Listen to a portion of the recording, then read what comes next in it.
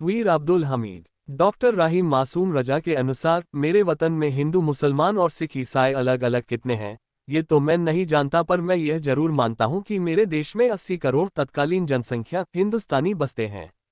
आज मैं उन्हीं हिंदुस्तानियों में से एक की कहानी सुनाना चाहता हूं।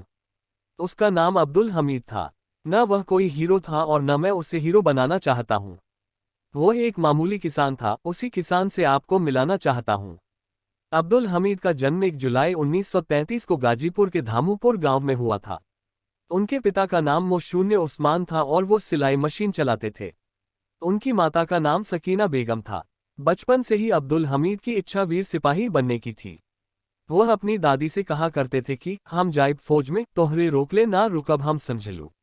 अब्दुल हमीद ने कक्षा 4 के बाद पढ़ाई करना छोड़ दिया और पूरा दिन वो खेल कूद और कुश्ती में ही निकाल देते थे। पहलवानी उन्हें विरासत में मिली थी।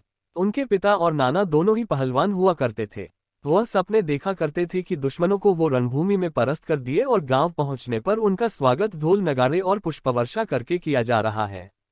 अपने इसी सपने को पूरा करने के लिए हमीद 12 सितंबर 1954 को फौज में भर्ती हुए।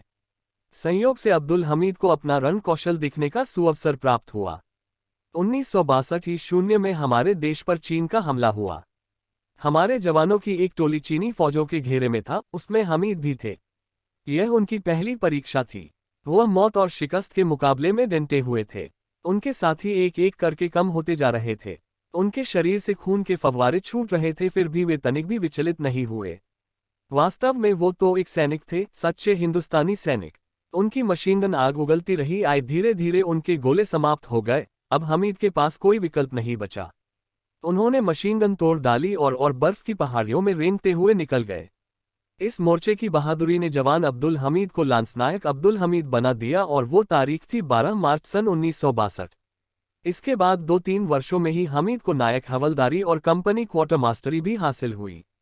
जब 1965 में पाकिस्तान ने देश पर हमला किया तो अब्दुल का खून खौल उठा।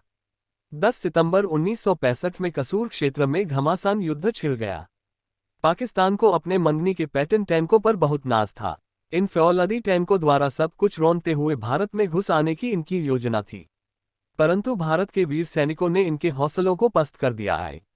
अपने साथियों को आगे बढ़ो का जोर से नारा देते हुए अब्दुल हमीद ने मोर्चा संभाला। उन्होंने अपने एंटी टैंक बंदूक से आग उगलनी शुरू की। हमीद का निशाना अचूक था ही, कुछ ही क्षणों में तीनों पैटर्न टैंक बर्बाद हो गए। पाकिस्तानियों को मुंह की खानी पड़ी।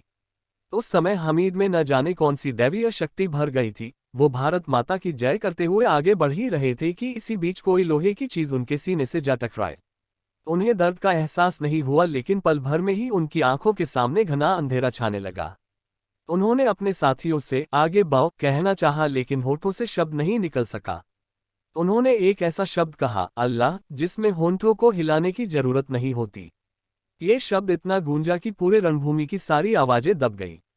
हर तरफ सन्नाटा छा गया, घोर सन्नाटा। लेखक की कलम से। वीर अब्दुल हमीद ने अपने बेटों और बेटी के लिए भले सौगात न भेजी हो, लेकिन गाजीपुर को एक बेशकीमती सौगात परमवीर चक्र के रूप में भेजी, जो उन्हें मरणोपरांत मिला।